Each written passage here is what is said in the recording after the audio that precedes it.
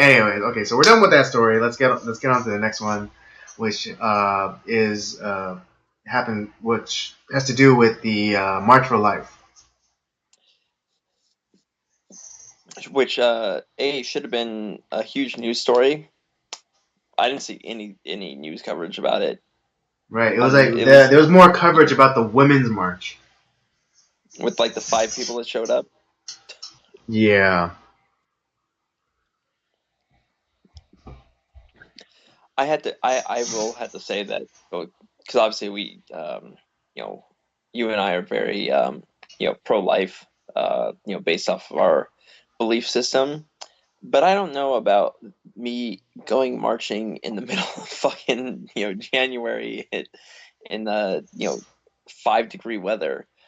Those guys are animals, and what was it, like, there was some estimates saying up to like 500,000 people or something like that. It was, some Wow. insane. Almost 500,000 pro-lifers. Yeah, Wow. that was like Is the highest estimate of, like, it seemed like, yeah, there was up to 500,000 people at that march. wow. That's huge. And no, that's no small number. Um, Yeah, because it was Ben Shapiro was saying, because he was kind of the keynote speaker for the march, and he that's says, right. yeah, I couldn't see where the crowd ended. There was that many people. Hmm. Um, Yeah, that's very. I mean, so that's very encouraging because usually you kind of hear the numbers for participants for this kind of event, and it's like within like 5 digits, and but it's and you don't the expect to hear about 6 digits. yeah, I was very impressed, and Right. it's I feel like this issue is starting to finally get some damn momentum, Hmm.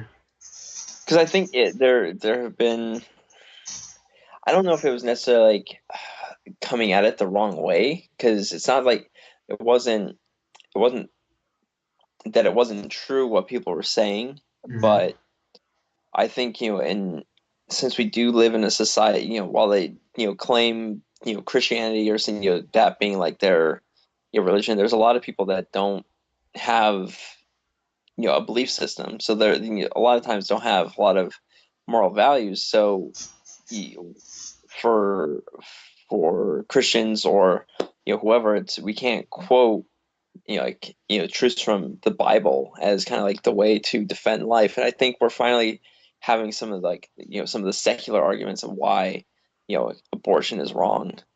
Well, I think also it's just there's more information out there because before That too. you can only get information you can only get information from Planned Parenthood.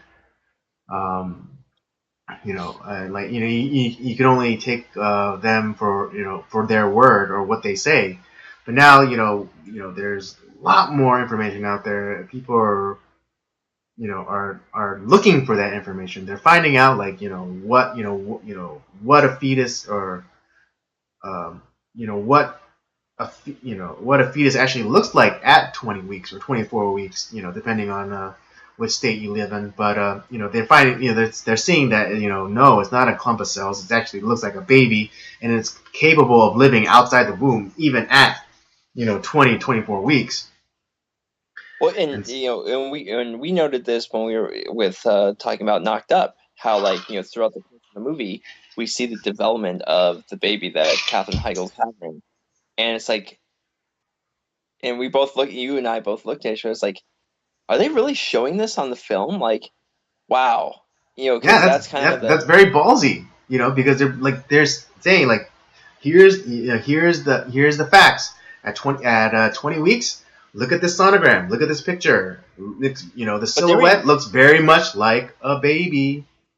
well, the crazy thing is they were doing it from, like, kind of, I think they started like week 8 or something like that, which is like Right, they did the 2 months. progression of when like Katherine Heigl's character finds out she's pregnant, and then she starts the baby starts developing, and then she just decides to keep it, and then like her and Seth Rogen's character decide to try to make it work, and then yeah, as the pregnancy progresses, they show you different stages at where the fetus is in development, and they show that all too important 20 to 24 weeks, and it's like you see like the sonogram, or like the image, the footage of the baby, and it's moving, it's squirming, it has very distinct features. Even though it's just a sonogram, footage of a sonogram, like the features are the silhouette is very distinct. Yeah. It's like one of those mud flaps with the sexy ladies. Yeah. I mean, but it's very distinct. Like because like the mud flaps with the sexy ladies on them. It looks like a woman. There are distinct features of a woman. On that silhouette, and so it's a woman. You look at the silhouette of from the sonogram, and it looks like a baby. Yeah. So And so I mean I don't know if it was intentional, but that was the most dangerous part of the entire movie because they were actually telling truth. yeah. And it's with that extra information, I think with kind of like a making a more complete argument Mm-hmm. against the pro-choice movement, and then kind of really starting the lies that people like Planned Parenthood have, and understanding the history where it comes from. You start to see that it's like that argument really breaks down. Yeah, really quick. Because I mean, like the old go-to was like, oh well, what if you're raped, or or a girl's father rapes her and they have an incest baby. It's like, yeah, that's horrible, but for reasons why when you're filling out the forms for the abortion, and then they say reason, that's like less than 1%. Right. And it's like, okay, like you're right. That's horrible. That shouldn't happen. Can we then say that like all the other abortions are bad then? Because it's you're making it like, Right? oh Yeah, well, because then you're just using abortion as birth control. yeah. And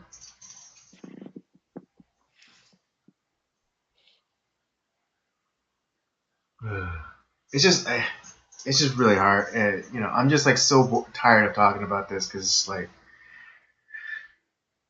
I mean, not like right now, but just like in general, like that sense, of, like we've been talking about this forever, and it's just like when are people gonna just realize, and they always kind of come back with oh, it was like that video like from a few weeks back of that woman's like shout your abortion or whatever. Oh yeah, she's really terrible. It's just, and like one of the kind of like talking points that she brings up when she's trying to indoctrinate these kids, it's like, oh well, Republican politicians, they only care about the baby when it's in the womb, but after the baby's born, they don't want to help take care of it. It's like, yes, of course, because it's not their kid, and it's not the job of the federal government to take care of someone else's kid. Exactly. It's just like this. It's like it's common sense. I don't want to. If it's not my baby, I generally don't want to take care of it. Would I? On a very personal basis, if I knew the mother, would I try to help her with like maybe some childcare or like help her buy some groceries or something? Yeah, but that's me on a voluntary level. It's charity. It's charity and it's voluntary. It's not mandated. It's not it's not taken from me through taxes. And so it's improper foundation. It's not equivalent of of taxpayer funded abortion and tax funded daycare and all this other stuff. Of course, yes. If that's one of the consequences of having of a baby and of having sex. No, you don't say Andy. I know it's it. I know what I'm saying sounds revolutionary. It sounds revolutionary, but it's really not. And that's what, and because children is one of the consequences of having sex. And if you choose to have sex, just know that a baby could be the potential result of having sex. You've blown my mind. I know. I know. I'm dropping some really radical, revolutionary ideas here. I'm so triggered right now.